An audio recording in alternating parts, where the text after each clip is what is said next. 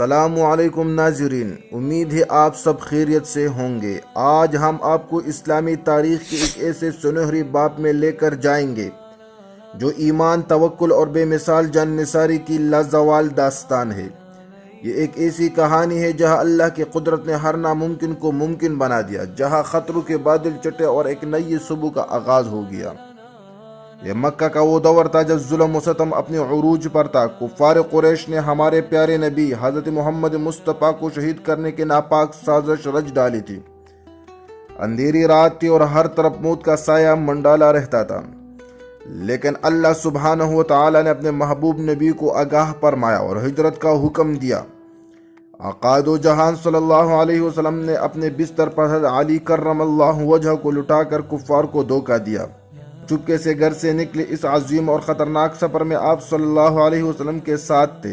آپ کا سب سے قریبی، سب سے وفادار رفیق، آپ کے یار غار حضرت ابوبکر صدیق رضی اللہ عنہ مدینہ کے سمت شمال میں تھے، مگر اللہ کے حکم اور حکمت عملی کے تحت آپ صلی اللہ علیہ وسلم نے دشمن کو بھٹکانے کے لیے جنوب کا رخ کیا، جہاں جبل سور کا بلند و بالا پہاڑ تھا۔ اس پہاڑ کی بلندیوں میں ایک تاریک اور چھپی ہوئی غار تھی جو آئندہ 3 راتوں کے لیے ان 2 عظیم ہستیوں کا ٹھکانہ بننے والے تھی۔ غار کے دہانے پر پہنچ کر حضرت ابوبکر صدیق رضی اللہ عنہ نے وہ بے مثال قربانی پیش کی جو تاریخ میں امر ہو گئی۔ پہلے خود غار میں داخل ہوئے، ایک ایسے سوراخ کا باریکی سے جائزہ لیا اور اپنے چادر کے ٹکڑے پاڑ کر انہیں بند تاکہ ان کے آقا کو ذرہ سے بھی تکلیف نہ پہنچے، کوئی زہریلا کیڑا، کوئی بچھو یا کوئی سانپ انہیں نقصان نہ پہنچا سکے۔ مگر 2 سوراخ ایسے تھے جنہیں وہ بند نہ کر سکے۔ حضرت ابوبکر صدیق رضی اللہ عنہ نے اپنے جان کی پرواہ کیے بغیر انہیں اپنے مبارک پاؤں کے تلوں سے بند کر لیے، اور پھر وہ لمحہ آیا جو امتحان کا تھا۔ ایک سانپ نے ان کے پاؤں پر ڈس لیا، شدید ڈر کی لہر دوڑ گئی، لیکن اس مرد مومن نے ایک آہ بھی نہ بھری، ایک پلک بھی نہ جھپکی۔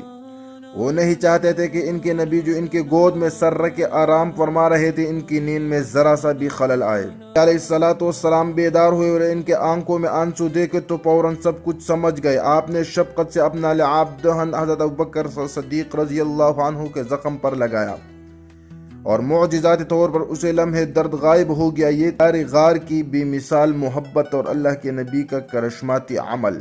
قریش غصہ سے پاگل ہو چکے تھے۔ انہوں نے نبی کریم صلی اللہ علیہ وسلم کو تلاش کرنے کے لیے اپنے بہترین سراغ رسان چاروں طرف دوڑا دیے۔ اعلان یہ تھا کہ جو انہیں زندہ یا مردہ لائے گا اسے 100 اونٹ کا انعام ملے گا۔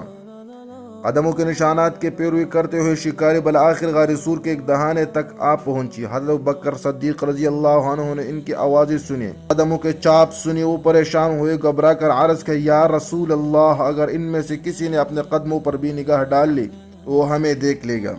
لیکن ہمارے نبی کی زبان مبارک سے وہ لازوال الفاظ نکلے جو قیامت تک ایمان والوں کے لیے تسلی کا باعث رہے گا۔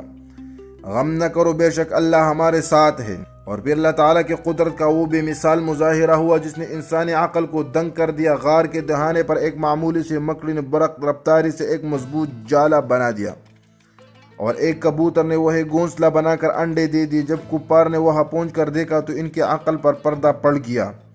انہوں نے یہ گمان کیا کہ اگر کوئی اندر داخل ہوا ہوتا تو یہ جالا اور یہ گھونسلہ سلامت نہ رہتے۔